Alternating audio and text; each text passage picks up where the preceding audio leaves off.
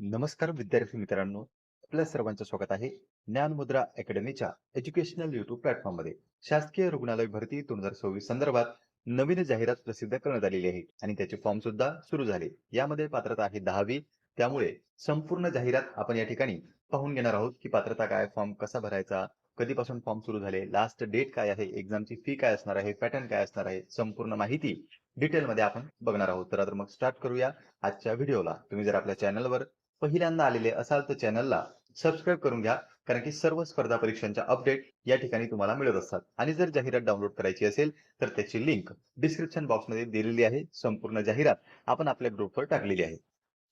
त्यापूर्वी पहा विद्यार्थी मित्रांनो, जर तुम्ही अपकमिंग कोणत्याही आरोग्य विभाग भरतीची तयारी करत असाल तर त्यासाठी उपयुक्त असणारं पुस्तक आता महाराष्ट्रात सर्वत्र उपलब्ध झालेलं आहे. ते म्हणजे नवीन पॅटर्ननुसार असणारं आरोग्य विभाग 184 प्रश्नपत्रिका संच. यामध्ये 2026 ते 2012 पर्यंतच्या प्रश्नपत्रिकांचा समावेश असून 16,000पेक्षा जास्त प्रश्न समाविष्ट करण्यात आलेले आहे. नक्कीच तुम्हाला अपकमिंग एक्झामसाठी या पुस्तकाचा फायदा होऊ शकतो. जवळच्या कोणत्याही बुक स्टॉलवर जाऊन smart study publication Vitthal Rautwar सरांचं हे पुस्तक तुम्ही खरेदी करू शकता. आणि या पुस्तकाविषयी जर तुम्हाला अधिक माहिती हवी असेल तर दिलेल्या नंबरवर सुद्धा तुम्ही कॉल करू शकता. आता जाऊया आपण आपल्या आजच्या व्हिडिओकडे. तर पहा विद्यार्थी मित्रांनो, या ठिकाणी आता आपण ऑफिशियल नोटिफिकेशन आलेलो आहोत. यामध्ये विलासराव देशमुख शासकीय वैद्यकीय महाविद्यालय व रुग्णालय लातूर या ठिकाणची ही जाहिरात आहे. 12 ऑगस्ट 2026 ला जाहिरात प्रसिद्ध करण्यात आली. यामध्ये त्यांनी काय सांगितलंय, वैद्यकीय शिक्षण व औषधी द्रव्ये विभाग मंत्रालय यांच्या अधीनस्थ असलेल्या लातूर जिल्ह्यातील विलासराव देशमुख शासकीय वैद्यकीय महाविद्यालय व रुग्णालय गट ड संवर्गातील समकक्ष रिक्त पदे भरण्याकरिता ऑनलाईन पद्धतीने स्पर्धा परीक्षेची अर्हता प्राप्त उमेदवारांकडून विहित नमुन्यात अर्ज मागवण्यात येत आहे. उमेदवारांनी शैक्षणिक अर्हता, पदांचा तपशील, शासनाच्या नियमानुसार संवैधानिक आरक्षण आणि समांतर आरक्षण, स्पर्धा परीक्षेचा अभ्यासक्रम आणि अर्ज करण्यासाठी मार्गदर्शक सूचना इत्यादींचा सविस्तर माहितीप्रमाणे दिलेला आहे. म्हणजे पहा विद्यार्थी मित्रांनो, ही आहे ऑफिशियल जाहिरात. यामध्ये संपूर्ण गोष्टी त्यांनी मेन्शन केल्या. आता अगोदर आपण एक एक करून पद पाहूया. गट ड ची भरती आहे, तर ऑफकोर्स सर्वांसाठी 10वीच पात्रता राहणार आहे. म्हणून तुम्ही कोणत्याही पदासाठी या ठिकाणी 10वी जरी पात्र असली तरी सुद्धा अप्लाय करू शकता. पदे जर आपण पाहिली तर कक्ष सेवकचं पद आहे. यामध्ये 36 जागा आहेत. बाह्य रुग्ण विभाग सेवक आहे 5 जागा, शिपाई आहे 10 जागा, माळी आहे 1, स्वयंपाकी 4, क्षकिरण सेवक आहे 1, प्रयोगशाळा परिचर 1, त्यानंतर रक्तपेढी परिचर 1 आहे, अपघात विभाग सेवक 4 आहे, सहाय्यक स्वयंपाकी 4 आहेत, पहारेकरी 5 जागा आहेत, न्हावीसाठी 4 आहेत आणि धोबीसाठी 3 जागा आहेत. अशा पद्धतीने जागेचं डिव्हायडेशन या ठिकाणी केलेलं आहे. पण तुमच्यासाठी महत्त्वपूर्ण सूचना म्हणजे काय? अप्लाय करण्यापूर्वी तुम्ही एकदा जे काही जागा सविस्तर आहेत, म्हणजे समांतर आरक्षणानुसार सध्या तर आपल्याला किती दिसत आहे, धोबीसाठी या ठिकाणी 3 जागा आहेत. पण ॲक्चुअलमध्ये धोबीसाठी कोणत्या कॅटेगरीसाठी किती जागा आहे हे तुम्हाला तक्ता पाहिल्यानंतर समजलेलं आहे. म्हणून फॉर्म भरण्यापूर्वी अधिकृत जाहिरातीमध्ये आपल्याला तक्ता पाहायचा आहे. तो सुद्धा जाहिरातीमध्ये त्यांनी सर्वात खाली मेन्शन केलेला आहे. त्यावरून तुम्हाला कळेल की तुमच्या कॅटेगरीसाठी जागा आहे किंवा नाही. जर ओपनसाठी जागा असेल तर तुम्ही बिनधास्तपणे फॉर्म भरू शकता. मग तुम्ही कोणत्याही कॅटेगरीचे असो. पण तुमच्या कॅटेगरीसाठी जर त्या ठिकाणी जागा नसेल आणि ओपनची ही जागा नसेल तर फॉर्म भरण्यात कसाही अर्थ नाही. त्यामुळे अगोदर जागे व्हेरीफाय करायची आहे आणि नंतर आपल्याला फॉर्म भरायचा आहे. आता पहा विद्यार्थी मित्रांनो, गट ड संवर्गातील सर्वच्या सर्व पदे आहेत. यामध्ये आपण थेट शैक्षणिक पात्रता आणि मेन मुद्द्यावर येऊया. आरक्षणासंदर्भात त्यांनी सांगितलेलं आहे. खाली जर तुम्ही स्क्रॉल करत आले तर या ठिकाणी तुम्हाला दिसेल ते म्हणजे शैक्षणिक अर्हता. शैक्षणिक अर्हतेमध्ये काय सांगितलेलं आहे? जाहिरातीमध्ये नमूद कामी जाहिरात प्रसिद्ध दिनांक म्हणजे 20/8/2026 रोजी उमेदवाराने पुढील प्रमाणे शैक्षणिक अर्हता पूर्णतः धारण करणे आवश्यक आहे. अर्ज कधीपासून स्टार्ट होत आहे? 20 तारखेपासून स्टार्ट होत आहे. म्हणून त्यांनी सांगितलंय की 20 तारखेला तुमच्याकडे जी काही शैक्षणिक पात्रता आहे ती कंप्लीट असणं गरजेचं आहे. यामध्ये 6 जून 2017 हा शासनाचा जी आर आहे. यानुसार कोणत्याही मान्यता प्राप्त माध्यमिक शालांत म्हणजे 10वी उत्तीर्ण असणे आवश्यक आहे आणि मराठी भाषेचे ज्ञान आवश्यक आहे. म्हणजे तुम्ही 10वी पास असले तरी सुद्धा याला फॉर्म भरू शकता. बाकी आता शिथिल करण्यात आलेली आहे, माजी सैनिक वगैरे असतील तर.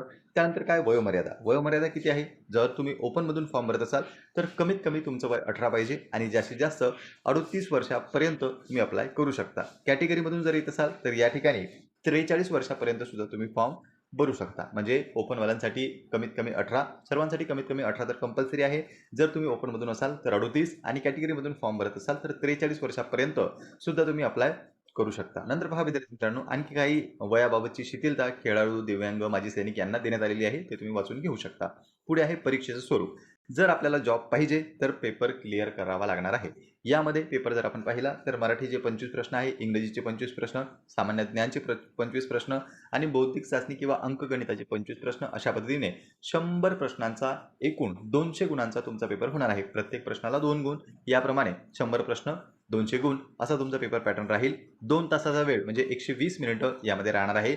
आपला सिलेबस काय आहे तो सुद्धा डिटेलमध्ये त्यांनी दिलाय, ज्याचा तुम्ही स्क्रीनशॉट काढून ठेवू शकता. आणि खाली जर आपण पाहिलं परीक्षेचं स्वरूप तर हे कॉम्प्युटर बेस्ड आपली टेस्ट होणार आहे, म्हणजे सीबीटी बेस्ड आपली टेस्ट असेल.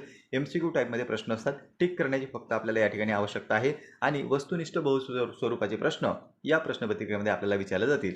प्रश्नाचा दर्जा जर आपण पाहिला तर तो 10वी लेवलचा राहणार आहे, कारण की पोस्ट सुद्धा 10वी लेवलचीच आहे. नंतर पहा विद्यार्थी मित्रांनो, खाली त्यांनी काय सांगितलंय, जर खूप सारे फॉर्म आले तर आपला पेपर हा विविध शिफ्टमध्ये पार पडत असतो आणि एकापेक्षा जास्त शिफ्ट जर एक्झामच्या झाल्या तर त्या ठिकाणी नॉर्मलायझेशन सुद्धा होणार आहे, असं यामध्ये त्यांनी सांगितलेलं आहे. पुढे पहा, पुढे जर तुम्ही पाहिलं की कोणकोणती कागदपत्रे आपल्याला लागू शकतात, तर फॉर्म भरायचा आहे, त्यानंतर 10वी वयाचा पुरावा, शैक्षणिक अर्हतेचा पुरावा, सामाजिकदृष्ट्या मागासवर्गीय असल्याचा पुरावा म्हणजे काय, कास्ट सर्टिफिकेट, त्यानंतर आर्थिकदृष्ट्या दुर्बल घटक, जर तुम्ही ईडब्ल्यूएस मधून फॉर्म भरत असाल तर ईडब्ल्यूएस, खेळाडू वगैरेचं जर तुम्हाला आरक्षण पाहिजे असेल तर त्या संदर्भातलं प्रमाणपत्र, नंतर दिव्यांग व्यक्ती असाल तर त्या संदर्भातलं प्रमाणपत्र, ओबीसी मधून किंवा इतर कॅटेगरीमधून फॉर्म भरत असाल तर त्या ठिकाणी ज्या ज्या कॅटेगरीसाठी नॉन क्रिमिलियर लागत असतो तर ते सुद्धा वैध नॉन क्रिमिलियर तुमच्याकडे असणं आवश्यक आहे. तर इत्यादी जे काही डॉक्युमेंट्स आहेत ते आपल्याकडे आवश्यक आहेत, इथे त्यांनी आपल्याला लिस्टमध्ये सांगितलेलं आहे. नंतर पहा विद्यार्थी मित्रांनो, परीक्षेची फी आपल्याला फॉर्म भरताना परीक्षा फी द्यावी लागणार आहे आणि त्यासाठी ओपन कॅटेगरीला आहे 1000 रुपये आणि जे कॅटेगरीमधून फॉर्म भरत असतील 900 रुपये, म्हणजे कोणतीही कॅटेगरी असो, ओपन असले तर 1000, कॅटेगरीमधून फॉर्म भरत असले तर 900 रुपये, याप्रमाणे परीक्षा शुल्क या ठिकाणी आपल्याला भरावयाचा आहे. आणि अर्ज करण्याची जर आपण तारीख पाहिली तर 20 तारखेपासून फॉर्मला सुरुवात झालेली आहे. 10/9/2026 म्हणजे 10 सप्टेंबरपर्यंत तुम्ही फॉर्म भरू शकता. जर तुम्हाला फॉर्म भरायचा असेल तर लवकरात लवकर फॉर्म भरून घ्या, शेवटच्या दिनांकाची वाट या ठिकाणी पाहू नका. आता जाऊया आपण आपल्या तक्त्याकडे. जवळपास सर्व माहिती आपण पाहिलीच, पण इथे काही तक्ते दिलेले आहेत ज्याच्यामध्ये सर्व गोष्टी मेन्शन असतात. तर पहिलं पद आपण पाहिलं तर कक्षसेवक आहे. कक्षसेवकच्या एकूण जागा किती आहे, 36. वेतन स्तर जर पाहिला तर यस लेवल 1चा आपल्याला पेमेंट आहे. या ठिकाणी पदसंख्या आणि कॅटेगरी मेन्शन केलेली आहे. अनुसूचित जातीसाठी एक जागा आहे, ती सर्वसाधारणसाठी ठेवण्यात आलेली आहे, म्हणजे अनुसूचित जातीवाले या ठिकाणी कक्षसेवकसाठी फॉर्म भरू शकतात. अनुसूचित जमाती जर पाहिलं तर एकूण जागा आहेत 2, मात्र एक जागा सर्वसाधारणसाठी आहे म्हणजे सर्वांसाठी आणि एक जागा आहे महिलांसाठी राखीव.